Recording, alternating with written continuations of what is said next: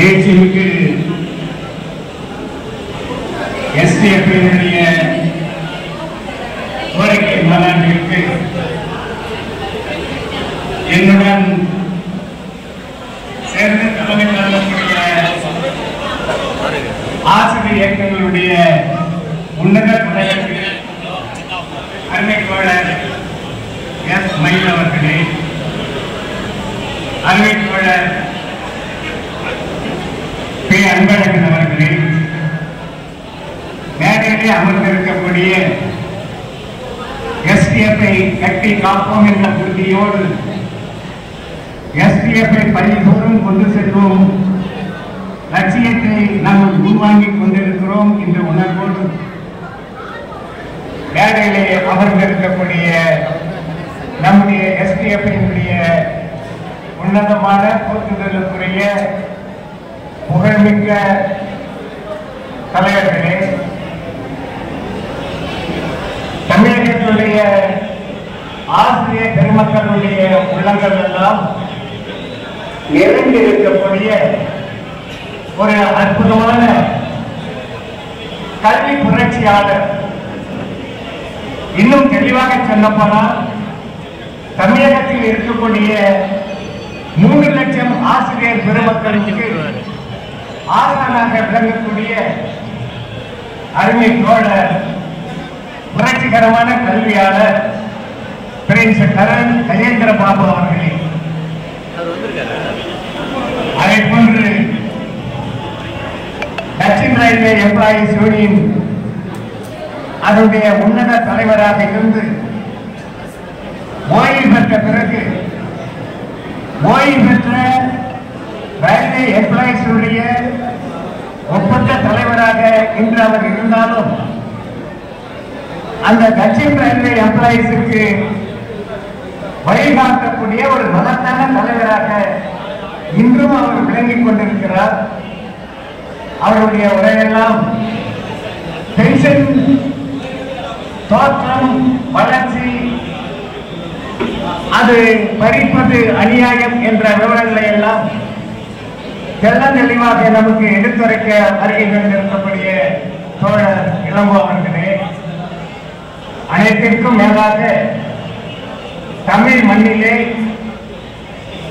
தமிழ்நாடு அரசு நம்முடைய உரிமைகளை எல்லாம் ஒவ்வொன்றாக பறிமுதல் செய்து நம்மையெல்லாம் ஓட்டாளாக்கி நடுத்தெருவிலே விட்டு செல்வதுதான் எங்களுடைய திராவிட மாடல் என்று கங்கணம் கட்டிக்கொண்டு தமிழகத்தை ஆசிரியர்களுக்கும் அரசு ஊழியர்களுக்கும் விரோதமாக செயல்பட்டுக் கொண்டிருக்கக்கூடிய ஒரு ஆட்சி, அந்த ஆட்சி அந்த அவர்கள் ஆட்சிக்கு வருவது முன்னால் கொடுத்த வாக்குறுதிகளை அடுக்கடுக்காக அள்ளி வீசிய வாக்குறுதிகளை இம்மி அளவு கூட ஒரு அணுளவு கூட நிறைவேற்றாத அந்த அரசாங்கத்துடைய செயல்களை கண்டிப்போம். எங்களுடைய கோரிக்கைகளை இந்த அரசு நிறைவேற்ற வைப்போம். அதுதான் எங்களுடைய உயிர் மூச்சு, அதுதான் எங்களுடைய லட்சியம்.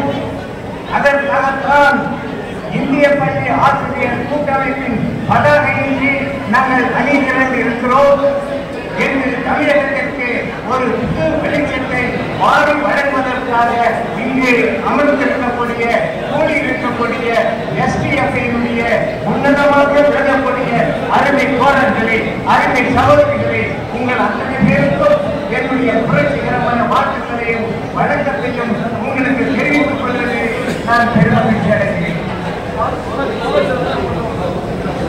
அருமை தோழர்களே, தோழர்களே, நான் அவர்கள் கொடுத்த நம்முடைய கோரிக்கை பற்றி அதிகம் பேசவில்லை.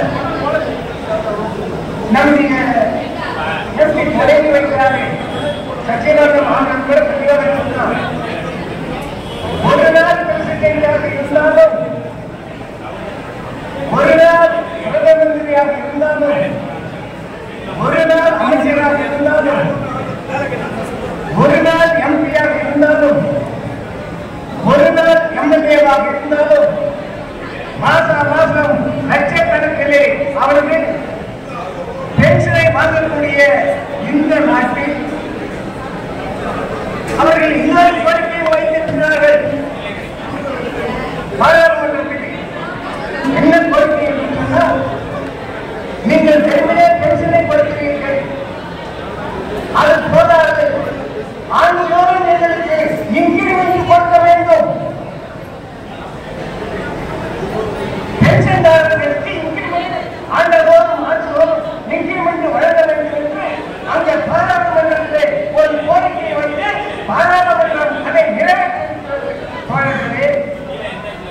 ஆனால் இங்கு 20 ஆண்டு காலம் 30 ஆண்டு காலம் ஓராய் உழைத்து மாணவ செல்வர்களுடைய அவர்களின் உயர்வுக்காக தன்னுடைய வாழ்நாளிலே அர்ப்பணித்த இந்த ஆசிரியர் பெருமக்களுக்கு அரசியல் பெருமக்களுக்கு பென்ஷன் இல்லை என்று சொல்லுவதை ஒரு காரணம் இந்த சமுதாயம் ஏற்காது, அந்த அரசை மன்னிக்காது. எந்த அரசாங்கம் இருந்தாலும் இந்த கோரிக்கையை ஏற்கக்கூடிய இந்த அரசாங்கத்தை ஏற்க மறுக்கக்கூடிய அரசாங்கத்தை தூக்கி எறிவோம். அதில் நாங்கள் தயாராக இவர் அப்படிதான் சொல்லி ஆட்சிக்கு வந்தார்.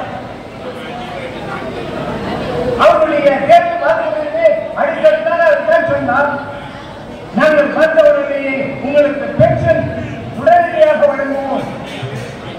ஈட்டிய பிடிப்பை நாங்கள் உடனடியாக அந்த ஆணையை ரத்து செய்து உங்களுக்கு ஈட்டிய பிடிப்பை ஒப்படைத்து ஊதியம் பெறக்கூடிய அந்த சலுகையை கொடுப்போம் என்று சொன்னார்கள். காலி பணியிடங்களெல்லாம் நிரப்புவோம் என்று சொன்னார்கள். ஆனால் இப்ப அச்சுப்பொழிக்கும் கொட்டுப்பொழிக்குமாக நியமித்துக் கொண்டிருக்கிறார். 2016 இருந்து ஒரு ஆசிரியர் கூட பள்ளி கல்வித்துறையை நியமிக்காத மோசமான நிலைமை இன்று நிலவிக் கொண்டிருக்கிறது. அதே ஆட்சியாளர்கள் டாக்டர் கலைஞர் வழியிலே நடக்கக்கூடிய ஆட்சி என்று சொல்கிறார்கள். பேரறிஞர் அண்ணாவர்கள் வழிகாட்டிலிருந்து நடக்கக்கூடிய ஆட்சி என்று சொல்கிறார்கள். நான் இவர்களுக்கு தெளிவாக சொல்லுவேன், மாண்புமிகு முதல்வர் அவர்களே, மு.க. ஸ்டாலின் அவர்களே, உங்களுக்கு கலைஞர் பெயரை சொல்லுவதற்கு அருகதை அறவே இல்லை.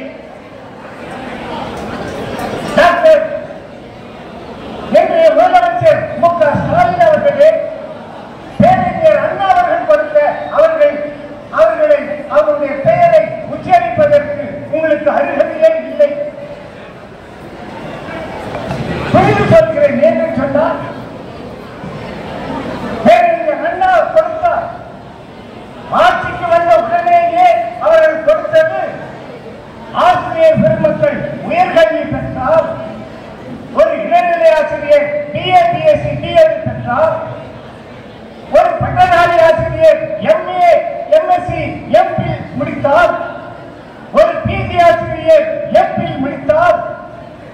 அவர்கள் பெற்ற அந்த உயர்கல்வி மாணவ செல்வங்களுக்கு தான் பயன்படும்.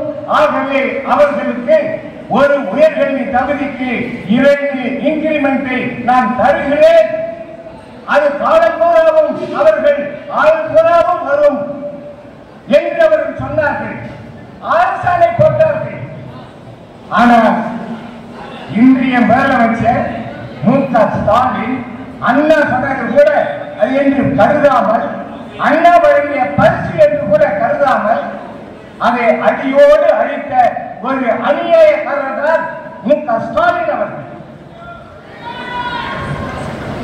அதை பறிமுதல் செய்தது மு.க. ஸ்டாலின். ADMK ஆட்சியில கூட அந்த துணிச்சல் வரவில்லை நண்பர்களை தோன்றவில்லை. இவர்தான் அதை ரத்து பண்ணார்.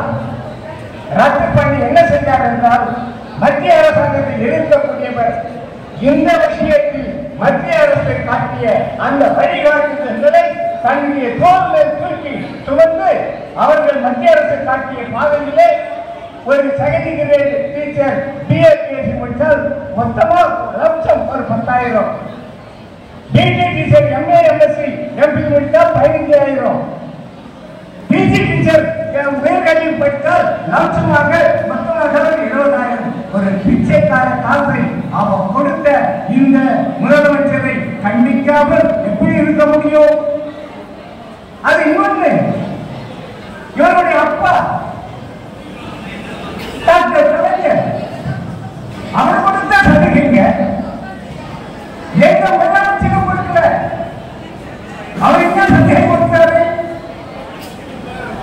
இந்தியாவிலேயே அவரை போன்று சிந்தனையாளர்கள் யாரும் இல்லை. ஆசிரியர்கள் அரசுரியர்கள் அவர்கள் ஆண்டுதோறும் ஈட்டக்கூடிய ஈட்டிய பிடிப்பில் ஒவ்வொரு ஆண்டும்